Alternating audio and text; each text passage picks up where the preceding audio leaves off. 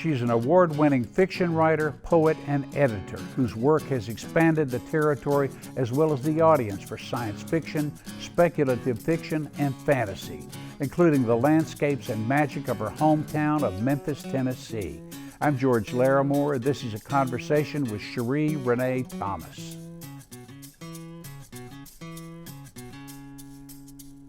Hello everybody, I'm George Larimore and welcome to A Conversation With. Today we're talking with a storyteller. Cherie Renee Thomas is an award-winning writer of speculative fiction and science fiction, and she is currently the editor of the magazine of fantasy and science fiction. She is the first person of color to hold that job in that magazine's 75-year history. Among Cherie's books are Nine Bar Blues, Stories from an Ancient Future, and the multi-genre collection Sleeping Under the Tree of Life. She is also the author of Marvel's Black Panther, Panther's Rage. As an editor, she has also put together the Black speculative fiction anthologies Dark Matter. Among her honors, Cherie Renee Thomas has received the Octavia E. Butler Award, the World Fantasy Award, the Locus Award for Best Anthology. She is a two-time finalist for the Hugo Award for the Best Editor and is a recipient of a fellowship from the Tennessee Arts Commission. Many of Cherie Renee's stories draw on a fictional map of places that we all know: North Memphis, Orange Mound, the Pyramid, the river, the Delta. But this is Memphis portrayed in a way you have not read before. Cherie, thank you so much for being with us today. Hi, thank you. There, as you go into your house, there is a sign on a whiteboard on the wall that it seems to be kind of prompts for you during what you do during the day as you write. Oh, yeah. But the biggest words are "every word must conjure." What are you saying to yourself with that? Oh, I reminded myself about the power of words and storytelling. It's a way to stay focused on the magic of storytelling and to try to be honest about that process and all the work that it takes to write a story. Yeah. Is writing hard for you? It isn't. Editing is sometimes, but writing, I love that. Yeah. Revising is hard. We want to talk about your writing in a minute, but first I want to talk about listening. The first time you and I spoke on the phone, you were telling me about your grandparents. You were telling me about growing up as a child in a family of storytellers. You told me I loved listening to them talk. Tell me about those people and what you heard and what you got from it. Well, yeah, I was around some masterful storytellers, and I think that's something that's really common with Memphians. I think we have a very special way of telling stories. We can make the mundane magical. And we have an amazing sense of humor. And my grandparents had that. My granddaddy Ezekiel lived in North Memphis, and he and his neighbors, they were the elders, and they would always kind of congregate in his yard under this giant pecan tree. And I just love to listen and to hear them laugh about their childhood, about coming from the country and living in Memphis. And some of the true tales they would tell us were really scary, and then some of the hate tales they would tell us would be terrifying. And I think my favorite memories of my grandfather on his porch is he would wait until the sun went down, until it was twilight, right? And it would get dark under that porch, and I would just see him light up his cigarette, and it would just be like a red eye in the night, and the fireflies would be all around us. And then he would wait, and he would start telling us stories. And it hooked me very early. What kind of stories were they? You talked about some of them were scary stories, I think, but family stories? Family stories, Bible stories I think he might have made up, stories about the way life used to be and how he made his way through it. And I think things that he wanted us to know about the world. So, yeah. Do you still kind of feel that presence in the work that you do now in terms of that storytelling tradition to you? Are you trying to sort of pass that on in the audience that reads what you write? I'm definitely focused on the orality of the storytelling, the vocalizations of it, the sound effects he would make sometimes, the expressions, and I try to call that up when I'm writing and creating characters on the page. I try to bring them to life, yeah. Memphis is a fertile place for your imagination. In your book, Nine Star Blues, which you brought along today, there are several stories that talk about specific locations, about Orange Mound, about North Memphis. But if you don't mind, would you read something from that book? Whatever you choose to read will be fine. I just would like our audience to hear how it sounds coming from you. I'd be happy to read from Nine Bar Blues. This is from Stars Come Down. That afternoon, 3 soldiers came to the mound. They scattered the goats and the chickens, ran the stray dogs away with their steel-toed feet. They went to Candy Lady's house black-booted and stoked up, laughing as she fumbled at the screen door. "Where the good bottles at?" they said, and rummaged through her cooler. They sold her flat sodas and popped the tops right in her face, pulled her liquor from the high shelf and danced, waving the amber bottles high above their indigo-stained hands. "I'ma need this and this and this," they said. They stumbled and swung at each other, bumbling around like strange blue-black buffalo. The floor beneath their boots sounded like broken teeth and glass. The guns on their hips thumped, silent reminders. They snatched up Candy Lady's now laters and stepped on her lemon heads too. One grabbed a pickle from the great glass jar and sucked it lewdly. He leered as the peppermint and juice ran down his busted chin. Candy Lady slammed a newly empty drawer shut. Bags of skins lay scattered on the floor. Each Saturday, the Booker T's soldiers got in her stash, pushed her patience, and got on her very last nerve. She decided this Saturday would be the end of it, the end. She took a key from the counter and went to the back. They tumbled out the front door, drank the warm pop amidst the skeeters and the flies, and saved the dark liquor for last. Avante watched them from his window across the street as he waited for his papa to slide on his shoes. They both listened to the soldiers' raucous laughter while the television whined and whispered its warnings. Papa borrowed the flat screen from a family of Langstons who lived down the way. They tried to escape when the mound first broke out in war. No one had seen them since. Papa had watched their front door for 3 whole weeks before he crept across the street. Papa took their books and left the music and their rotten food. Avante was being raised as a Langston, too, but even at 10, he knew there was more to life than poetry. Mr. Lerner had told him so. The boy had grown wild and wiry, like autumn weeds, in the 3 years they lived in the mound.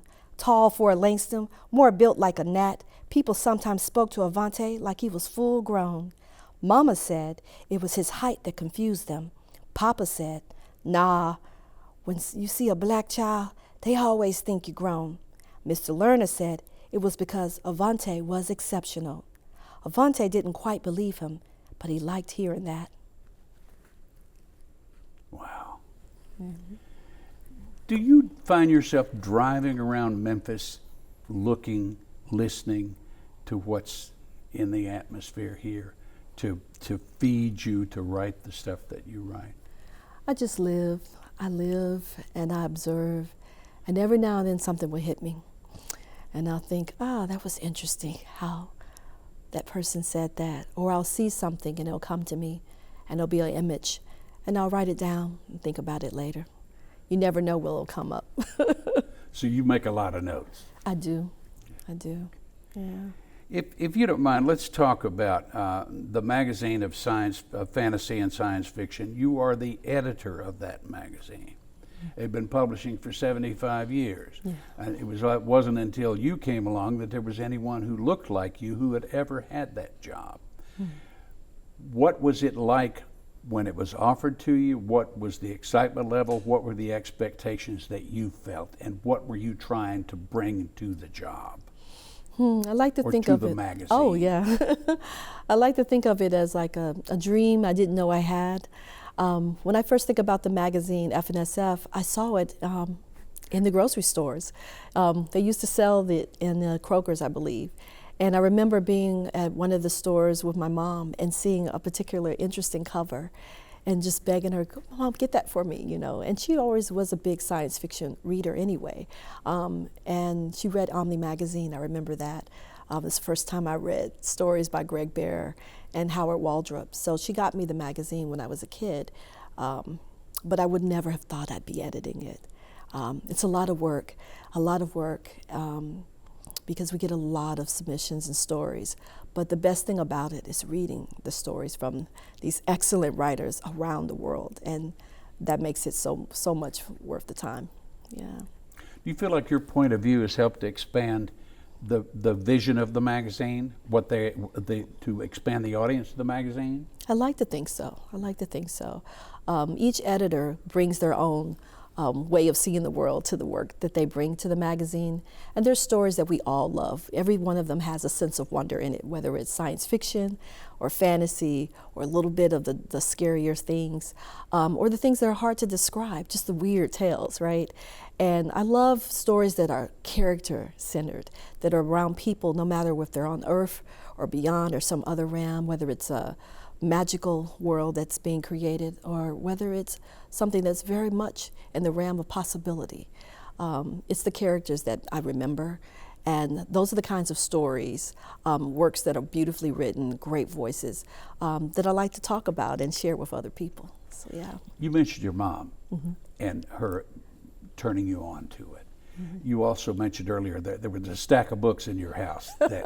Tell us about that, because it sounds like that was sort of where you began looking at this kind of literature. Yeah, I'm a 70s child, but back then they had the bookshelves that were the headboards. And so my parents' favorite books were on those shelves, right? And maybe some of the books they did not want us to read, like the Jackie Collins and the Sidney Sheldon romance books. And so those were kind of off limits, but I was always in their room when they weren't in there. So of course I'm reading the Jackie Collins, and I'm reading also the Silmarillion, I'm reading Tolkien. So I got in trouble one day because my mom saw that I had been in her books. And when she saw that I was reading that prequel to Lord of the Rings, she said, "Oh, it's time to get you a library card," you know. And so I got my, I think I got my first card for the Hollywood branch. Yeah. Writing is reading, ultimately, isn't it? It absolutely is. I feel like you should read 10 times as much as you write, you know. But it's funny because when you're a writer, it's different than when you're reading for pleasure. I remember Greg Bear saying that he felt a little bit like he had stopped being able to read simply for pleasure when he became a professional writer, because he's always looking and examining. And I find myself also looking at things I love in particular and wondering, how did they do that? How did they make me feel the way I felt when I read that passage or when I read that line? And so it's always a learning process too. Yeah. You were chosen to write a novelization of the Black Panther saga, Panther's Rage. Again, the thrill of writing something that is so popular and so well known, but the expectations and perhaps doubts. Tell us about how that was for you to be offered that job and to take that job. Listen, it was out of this world. I used to watch Batman with my grandmother, right? I think Batman was probably the first comic book I saw on television, Batman with Eartha Kitt as Cat Lady. And also, of course, we watched the Superman as well. Later, I would be able to sell Black Panther comics at a bookstore that used to be on South Main Street, Gallery 350.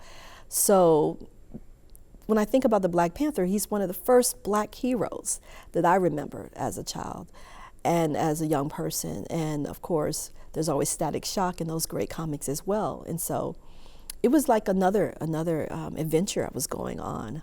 I was very honored when they asked me to dive into Don McGregor's world. I mean, he made history. Him and Christopher Priest and Reginald Hudlin had really made the Black Panther what it is today. And so to go back and to create a novel around Panther's Rage, that amazing, iconic arc, that was a lot of fun. Yeah. Let's go back and talk about the Black Panther movie, the original movie, the first movie. There are now two, but you were saying to me that a movie that made $1.3 billion worldwide, I believe. Oh, yeah. It was the first superhero movie, if you will, to be nominated for a Best Picture. It was the most gross ever earned by an African American director who directed the film. But you saw something special when you saw audiences see that movie in Memphis. Tell us what that was that you saw. Well, I remember the excitement around it, right? Everyone had plans to go see this movie, and I don't remember that kind of excitement in a long time. Church buses of people were going to see the Black Panther. Older people. Older people were going. It was intergenerational, and people were going in costume, right? There was a costume competition at the theater that I went to. There were after parties, and I knew that this was going to be a powerful film. When I saw how Memphis responded to it, I knew it was going to make records, because it spoke to something in all of us. We love superhero movies for a reason, right? It reminds us that we can be greater than what we think we can, and that sometimes heroes can be found in ordinary people, right? Or ordinary people in extraordinary situations, and vice versa. And I feel like Memphis needs a lot of love, and it needs a lot of care. And there was something about that story that spoke to the hopes and the dreams of the city and what it could be. To see a Wakanda, we would love to have that kind of peace and prosperity and creativity and magic in Memphis, and we will. I feel that we will have that. So it was something. You put on an event here in, I think it was 2018, the Black to the Future event in Memphis. And again, we spoke on the phone, and you were telling me about what happened there, what the turnout was like, what took place at the event, and what your feeling was at the time. Tell me about that, about what you saw in that event. I saw the community come out. We scheduled it the same weekend as Africa in April, which is a Memphis tradition. Wonderful Ephraim and Sheila Urebu hosted us. Ephraim was one of my mentors when I was in college. That's when I was still trying to decide what my future would be, if I would go into art, visual art, or if I would be a writer. And they opened the gallery up to us and the whole community, as they have before. And artists from everywhere came, families, children were there, cosplayers were there, scholars came, and writers. And it was just a great time, musicians. I saw, what is possible when you open your doors and you leave people's imaginations to collaborate and work together.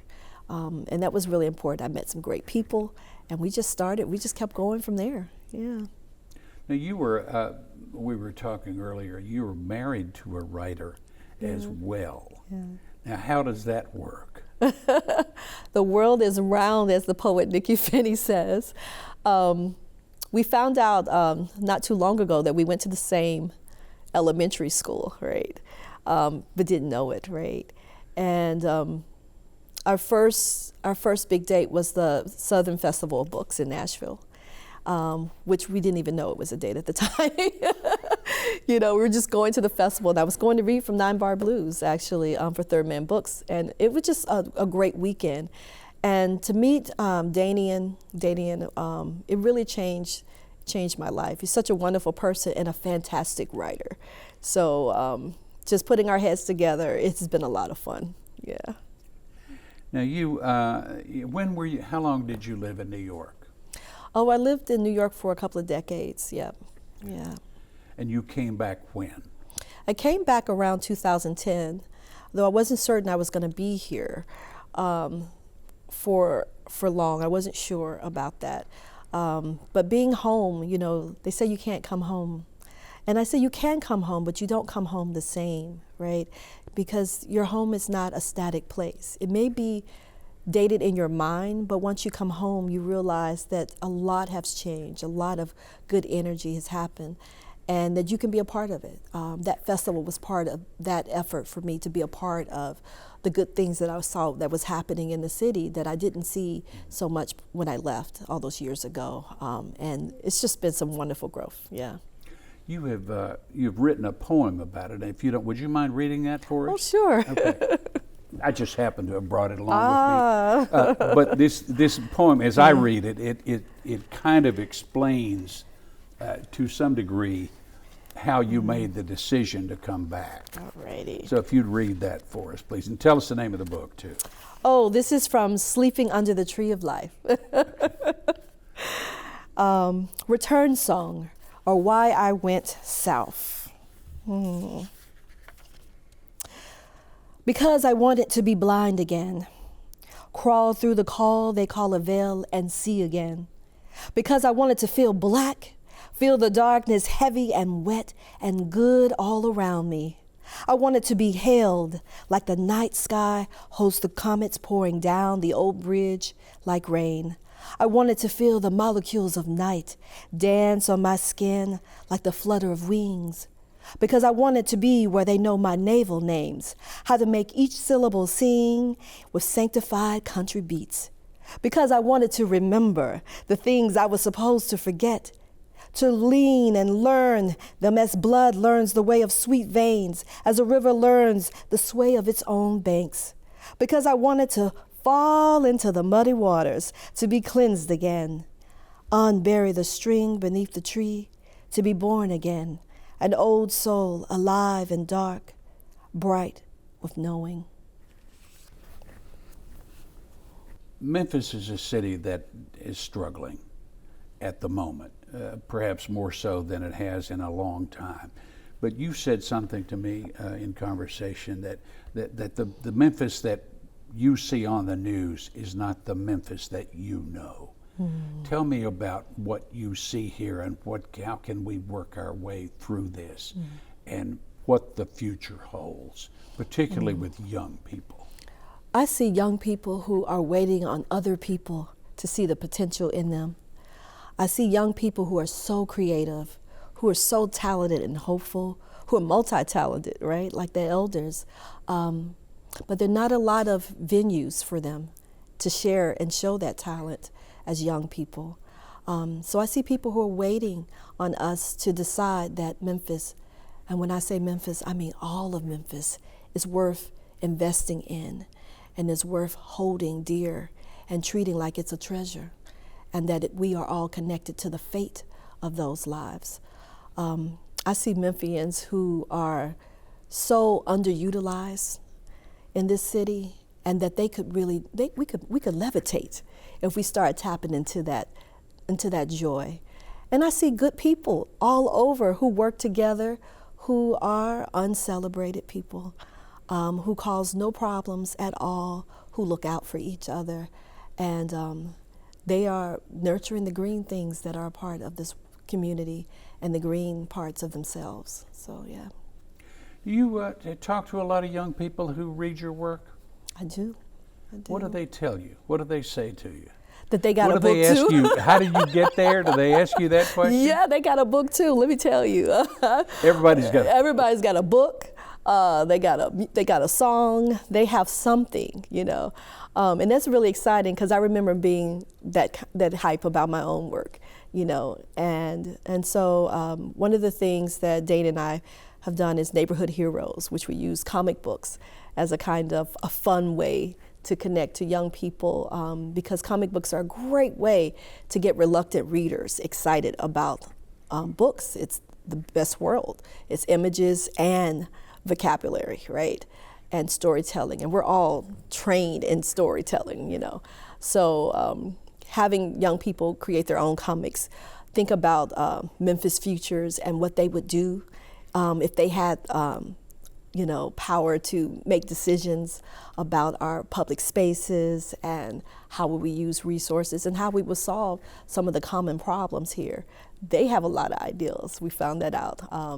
We partner with 901 Comics, which is a great shop, and they have this fabulous program where they give age-appropriate comics out into the community, and we just had a great time with that, right on the Mississippi River. So yeah, young people are ready, so never count them out. Yeah.